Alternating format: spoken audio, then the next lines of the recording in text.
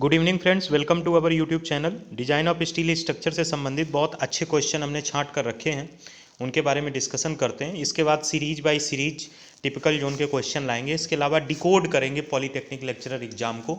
Decode का अर्थ कौन से क्वेश्चन किस बुक से आए हुए हैं और कौन से क्वेश्चन ऐसे हैं जो किसी बुक में कॉमन नहीं है बट कॉन्सेप्चुअली स्ट्रॉन्ग है।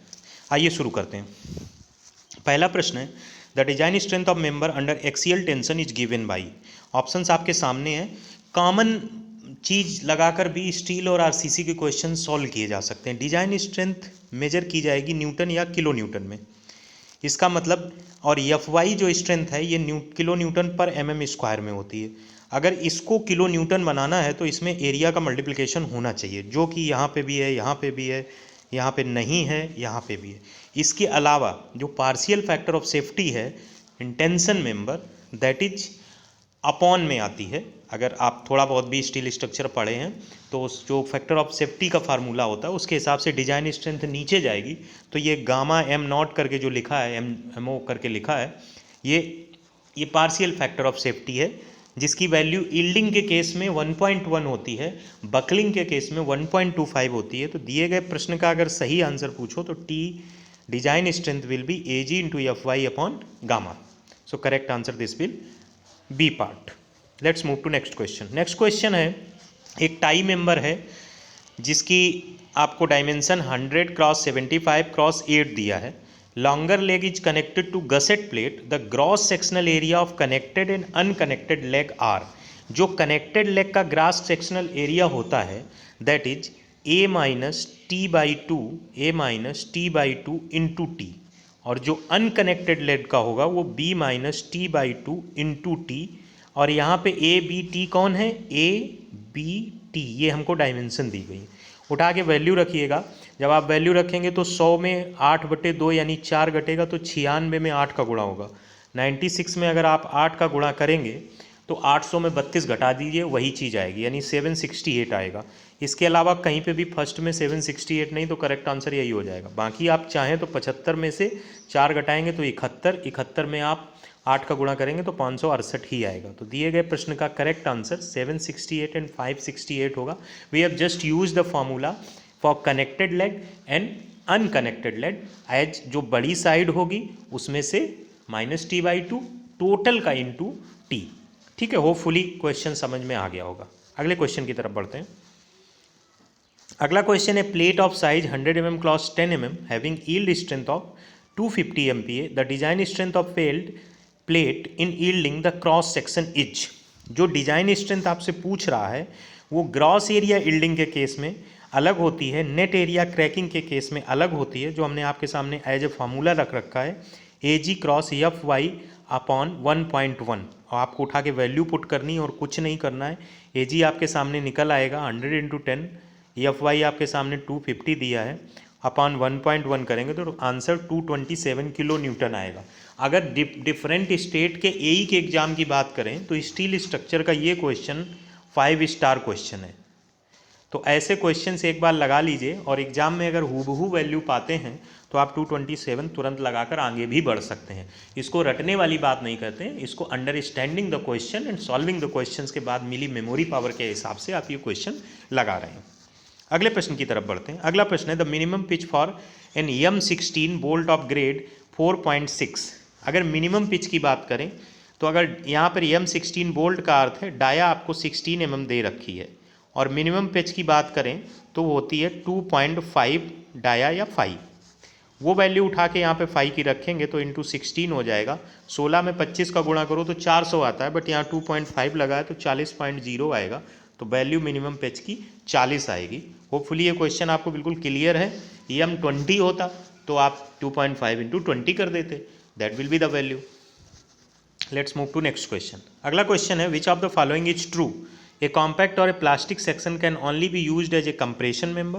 A cylinder section shall not be used as compression member. A section better than a plastic section can only be used as compression member.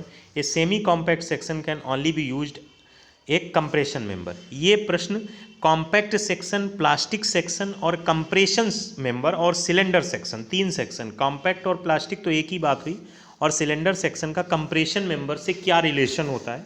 इस क्वेश्चन का आंसर हमें पता है, हम आपको एक्सप्लेन भी कर सकते हैं, बट आपकी इंटरेस्ट कितना है। जो सीरीज हम एक तरीके की चला रहे हैं जिसमें हम ऐसे क्वेश्चन लाते हैं जो जनरली गेट ईएस के क्वेश्चंस में शामिल नहीं है, बट फंडामेंटली उनके कॉन्सेप्ट गेट ईएस जैसे ही है, और ये क्वेश्चंस किसी न किसी यही एग्जाम में पूछे गए क्वेश्चंस हैं। तो इस क्वेश्चन को हम कमेंट बॉक्स के लिए छोड़ते हैं फॉर चेकिंग योर, एक तरीके का कि आपका इंटरेस्ट कैसा है, आप चीज़ों को कितना लाइटली ले रहे हैं, कितना सीरियसली ले रहे हैं। तो आगे के वीडियोज़ भी उसी पॉइंट ऑफ व्यू से बनाए जाएँ। तो ये क्वेश्चन हम कमेंट बॉक्स के लिए देते हैं। करेक्ट आंसर हम यहाँ बताएंगे नहीं, यू हैव टू टेल, और रीजनेबल तरीके से बताना है कि इसका आंसर कैसे होगा, बहुत क्लियर क्लैरिफिकेशन की अदर लोग भी देखें तो प्रभावित हों कि हाँ इस क्वेश्चन का ये आंसर रीजनेबली सही है। Let's move to next question. अगला प्रश्न है, according to IS 800/2007 partial safety factor for resistance governed by yielding.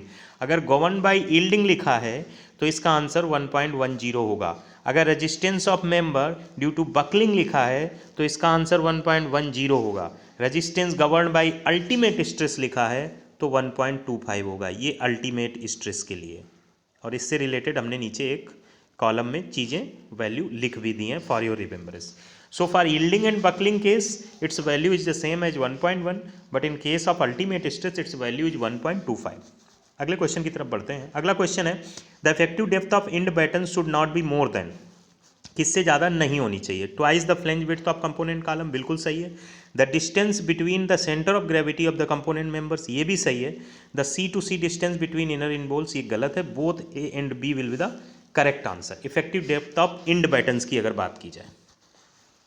अगला प्रश्न है, lateral torsional buckling will occur in beams whose compression flange is embedded in the slab, beams which are laterally restricted by horizontal bracings, beams which are laterally unsupported, beams whose web are restrained by lateral beams. जो beams laterally unsupported होती हैं उनमें lateral torsional buckling अकर करती है। इसको clearly समझ लेते हैं, इसको क्लियरली समझ लेते हैं। टॉर्सनल बकलिंग के केस में जो बीम्स को लेटरली आप सपोर्ट नहीं देंगे उन्हीं में टॉर्सनल बकलिंग क्रिएट होगी। That's why this option is correct. अगले प्रश्न की तरफ बढ़ते हैं। Consider the to steal member under A steel structure, एक स्टेटमेंट में दिया है compression flange of a beam against lateral torsional buckling, वही चीज़ यहाँ पे इस क्वेश्चन में क्लियर हो सकती है।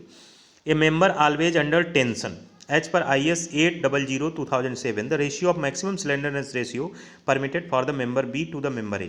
मोटा मोटा ये समझ लीजिए कि पहले केस में आपका सिलेंडरनेस रेशियो क्या होगा, अगर अगेंस्ट लेटरल टॉर्सनल बकलिंग की बात करें तो सीरीज में जाइए जहाँ 180, 250, 300, 350, 400 वैल्यू दी होती है सिलेंडर रेशियो की, उसके करस्पॉन्डिंग उसकी प्रॉपर्टी लिखी होती है। तो किसके केस में है, विंड लोड लग रहा है, नहीं लग रहा है, रिवर्सल ऑफ स्ट्रेस है, तो आप पाएंगे जो लेटरल टॉर्सनल बकलिंग है इस केस में 300 होता है। अब वो वाले पूछना शुरू कर दिया है, नॉर्मली 180 और 350 पूछा जाता है, बट अगर उन्हें लगेगा तो वो 300, 400 केस भी पूछ लेंगे, इसलिए उसको प्रॉपरली आप रिमाइंड रखिए।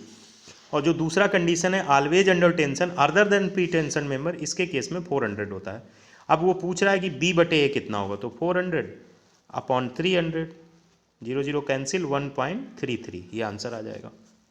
तो इसका थर्ड पार्ट इसका आंसर होगा। और ये भाषा से कोई डरने की ज़रूरत नहीं होती है, क्वेश्चन के डेप्थ में जाइए, क्वेश्चन को पकड़िए और आंसर करिए। क्वेश्चन की लंबाई और चौड़ाई से आप नहीं कह सकते कि ये क्वेश्चन हमारा सही हो जाएगा, ये क्वेश्चन हमारा गलत ही हो जाएगा। क्वेश्चन फंडामेंटली आपसे पूछना क्या जाता है, that's the point. Let's move to next question. The best arrangement to provide unified behaviour in built up steel column is by, best arrangement to provide unified behaviour in built up steel column is provide by lacing, provide by lacing. अब इसको समझ लेते हैं। Two rolled steel sections are connected to each other, lacing को ये हमने यहाँ पे फिगर से दिखाया ताकि आपको एक कॉन्सेप्चुअली स्ट्रांग रहे। ये डबल लेस्ड कॉलम है और ये सिंगल लेस्ड सिस्टम है, और लेसिंग जनरली प्रेफर्ड की जाती है इसेंट्रिक लोडिंग में, और बैटनिंग यूज की जाती है एक्सियली लोडेड कॉलम में। ये बैटन है, ये प्लेट्स होती हैं जो रोल्ड सेक्शन को कनेक्ट करने के लिए यूज की जाती हैं। ये बैटनिंग है और ये लेसिंग है। तो बैटनिंग नॉर्मली एक्सियली लोडेड कॉलम के लिए होती है और ऐसे सेक्शंस के लिए जहाँ कंपोनेंट्स एक दूसरे से ज़्यादा दूर नहीं हैं, और प्लेट यूज की जाती हैं बैटन के लिए। और लेसिंग जनरली प्रेफर्ड की जाती है इसेंट्रिक लोड्स में। फ्लैट बार्स यूज किए जाते हैं जो आपके सामने फिगर में हमने दिखाए भी है। That is basic difference between lacing and battening. Let's move to next question. IS 800-2007 सबसे ज़्यादा ये पूछा जाता है, इस पर एक नज़र मार लीजिए स्टील स्ट्रक्चर के पॉइंट ऑफ व्यू से। गूगल वगैरह से कहीं से PDF डाउनलोड कर लीजिए, इससे रिलेटेड यूट्यूब पे बहुत सारे वीडियोज भी होंगे जो आपको मिल जाएंगे। अदरवाइज एंड तक हम भी बता देंगे, इस मंथ के एंड तक IS 800-2007 with respect to design of steel structure. ये कहता है the effective slenderness ratio of the laced built up column is to be increased by a factor x to that of the maximum slenderness ratio of the column. Let y be the reason for doing this. Which of the following is correct? अगर इस reason की बात करो तो reason होगा shear deformation के लिए, तो आंसर सिर्फ सी और डी पर पहुंचे। और अगर बात किया जाए कितने फैक्टर से इंक्रीज किया जाता है, तो ये फैक्टर सिर्फ कितना होता है, सिर्फ और सिर्फ 5% होता है। तो x की वैल्यू 1.05 हो जाएगा, क्योंकि 100 का 5% 5 ही निकलेगा, तो 100 + 5/100 अगर करेंगे तो 1.05 ही आएगा। तो इसका करेक्ट आंसर 1.05 होगा। अगर बिल्टअप की जगह बैटेंड कॉलम होता तो यहाँ पर 1.1 होता। इस बात को याद रखना है। आगे तक पढ़ते हैं। ये इंपॉर्टेंट क्वेश्चन है, एग्जाम में ऐसे क्वेश्चन आएंगे तो आप जनरली नहीं कर पाएंगे। To the calculated area of cover plates of a built up column an allowance for rivet holes to be added. ये भी बहुत इंपॉर्टेंट है, ये जनरली आपको बुक्स में नहीं मिलेगा। कवर प्लेट्स के एरिया को कैलकुलेट करने के लिए राइवेट होल्स को कितना अलाउंस देना चाहिए, तो राइवेट होल्स को 13% का अलाउंस देना चाहिए, यानी 0.13 का अलाउंस देना चाहिए। तो करेक्ट आंसर इसका बी पार्ट होगा। अगला प्रश्न है, मैच द कॉलम है। इसमें stability stiffener, longitudinal stiffener, end bearing stiffener, load bearing stiffener दिया है, जबकि इधर उससे रिलेटेड उनके वर्क दिए हैं। एक सिंपल सी चीज़ आप जान लो कि जो लॉन्गिट्यूडनल स्टिफनर होता है उसका काम बेंडिंग बकलिंग फेल्योर को एलिमिनेट करना होता है, तो क्यू को 4 से कनेक्ट कर दो। जो लोड बियरिंग स्टिफनर होता है उसका काम ने बियरिंग बकलिंग फेल्योर को एलिमिनेट करना होता है। इन दो से ऑप्शन हो सकता है वहाँ मिल जाए जो ऑप्शन में दिए। अगर ना मिले तो आपको ये पता होना चाहिए कि जो आपका इंड बियरिंग स्टिफनर होता है उसका काम ट्रांसफर द रिएक्शन होता है, इसलिए स्टेबिलिटी स्टिफनर जो बचेगा that will be related to eliminate the diagonal compressive buckling failure. These were the corrected match the column. Let's move to the next question. Which one of the following conditions both elastic and plastic methods of analysis of indeterminate structure have to satisfy? ये question आपका polytechnic lecturer में आया था, यही question IAS 2011 में आया था, यही क्वेश्चन गेट में आया था, घुमाकर थोड़ी बहुत लैंग्वेज चेंज कर दी गई थी। तो इस क्वेश्चन को आप ये मान के चलिए ये वो क्वेश्चन है जो बार बार पूछे जाने में उन्हें कोई वो नहीं है, तो इसको क्लियरली समझ लीजिए। इलास्टिक और प्लास्टिक मेथड ऑफ एनालिसिस जब आप करते हैं तो कौन सी ऐसी कंडीशन है जो कॉमनली यूज होती है। आंसर रटने की बात है तो इक्विलिब्रियम आंसर है, समझने की बात है तो थ्योरेटिकली हम आपको समझा देते हैं। देखिए, प्लास्टिक एनालिसिस जब आप करते हैं तो दो कंडीशन, इलास्टिक एनालिसिस में दो कंडीशन होती हैं। एक कंडीशन होती है यील्ड कंडीशन, एक होती इक्विलिब्रियम। और प्लास्टिक एनालिसिस में मैकेनिज्म और इक्विलिब्रियम, तो दोनों में इक्विलिब्रियम कॉमन है। इस वजह से इन दोनों का कॉमन क्वेश्चन ये बनता है कि इन दोनों में कौन सी कंडीशन यूज होती है जो दोनों में कॉमन है, तो इक्विलिब्रियम कंडीशन कॉमन है। टेक्निकली आपको समझ में आ गया। अगला क्वेश्चन है, what is the design wind pressure if the design wind speed is 50 metre per second. ऐसा ही क्वेश्चन इस बार भी आया था जिसमें शायद 40 मीटर पर सेकेंड या 45 मीटर पर सेकेंड दिया था। इसके लिए सिंपली एक फार्मूला होता है 0.6 VZ², उठा के वैल्यू रख दीजिए, फाइनल आंसर निकाल लीजिए, वो आपका आंसर हो जाएगा। तो इसमें अगर आप रखेंगे तो 2500 कुछ बनेगा, उसमें 6 का गुणा होगा, 25 6 का 150, तो शायद 1.5 आएगा, शायद क्या कन्फर्मली 1.5 ही आएगा। अब अगर बात इसकी करें कि अगर 0.5 नहीं तो यहाँ पे फैक्टर यूज होते हैं K1 K2 K3 VZ²।